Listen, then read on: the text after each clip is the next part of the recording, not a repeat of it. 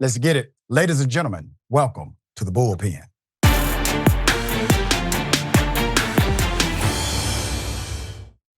In the Bullpen, my dear brother, my friend, and an advocate for communities at large, we have Mr. Michael Blake, who's running for mayor of New York City. Primary is today.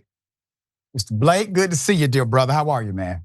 Always, Doc. Great to be with you. Crisscrossing the city, but had to be with you to remind people that we need them to go and vote. And I'm asking them to vote for me tonight before 9 p.m. in New York City. Let's talk about the election. Obviously, this is a high-stakes election. A lot of media attention has surrounded it. You have been an advocate for many years. I remember when you served in the Obama administration. You would come to Georgia often. You would organize. You were one of the greatest organizers. I said this back then. I was the political director of the State Democratic Party when you came.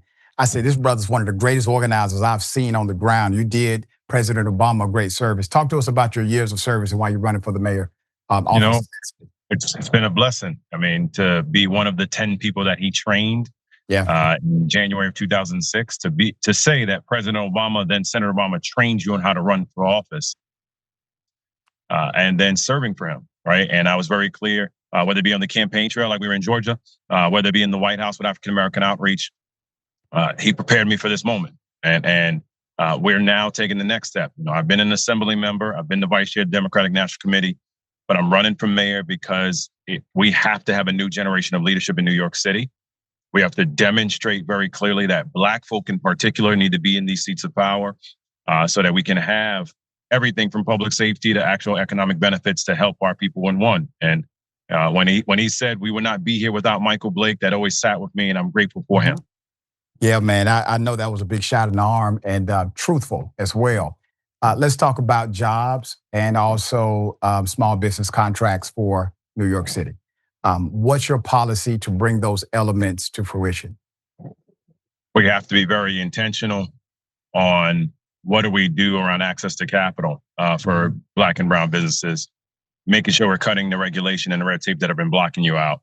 Be very focused on the transparency of data so you have a better opportunity to win and thrive. And then have a prompt pay element. That's a bill that I passed when I was in the state assembly that I would incorporate throughout the city, in saying very directly, we need for you to get paid faster and on time to change the game in a real thoughtful and real way. And so to that degree, it's thinking that through and mobilizing. In the broader economic agenda, I do believe we need a local median income. I don't think area median income is working in communities. I do believe that we have to be focused intentionally on how do you have a scenario when it comes to housing, where you not only build smart, but you can make money and make impact at the same time for communities of color. And too often, Black and brown contractors are not getting access to the table. And so for me, it's laying out that vision of saying that if you want a chance to win and to thrive, if you want a chance for true public safety, you want a chance to have more money in your pocket, you want a chance for your kids to have civics, financial literacy, mental health. My name is Michael Blake, and I want to be your mayor of New York City. Brother, I want to hit on the point you made because I think sometimes because of the inside language of politics, we may miss it.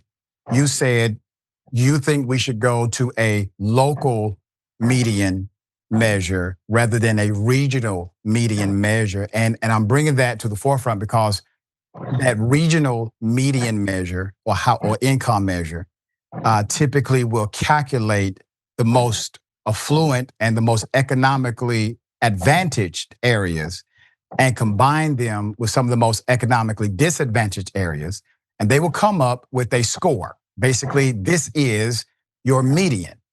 And that median is unfair because it disqualifies the folk that are actually in need of some of the programs that would be triggered based on the median income. But if you go to a localized median income, you have a better version that's more true to the actual economics of that city. So tell us how that would affect access to capital. It would make it a point where deals and flow would actually be based upon your neighborhood rather than the region and counties outside. And so in New York City right now, you have a scenario where area median income includes Westchester and Suffolk and Rockland County, where thoughtfully, it should be by your zip code. It would be, the same if someone would say, you know what, let's assess what's going on in Atlanta proper, but we're going to include Gwinnett and Cobb as well. Like that doesn't make sense to me. And so when I think very thoughtfully around what's the vision I want to have, we have to have a better policy to make and keep more money in people's pockets. Full stop. And if we do that, we actually create a dynamic where more people have a chance to be able to win and to thrive. And that's why I'm running. I'm running for mayor because if you don't help more people to make and keep more money, then everything else spirals from there. And a lot of time it's bad policies why you're not having that success. Very well said. Dear brother, we're flat out of time. We support you. We are thankful that people like you who have demonstrated real leadership for many, many years, sustained leadership, are running for this office and others around the nation. Good luck to you tonight, my friend. Thank you, Doc. Always good to see you. Same.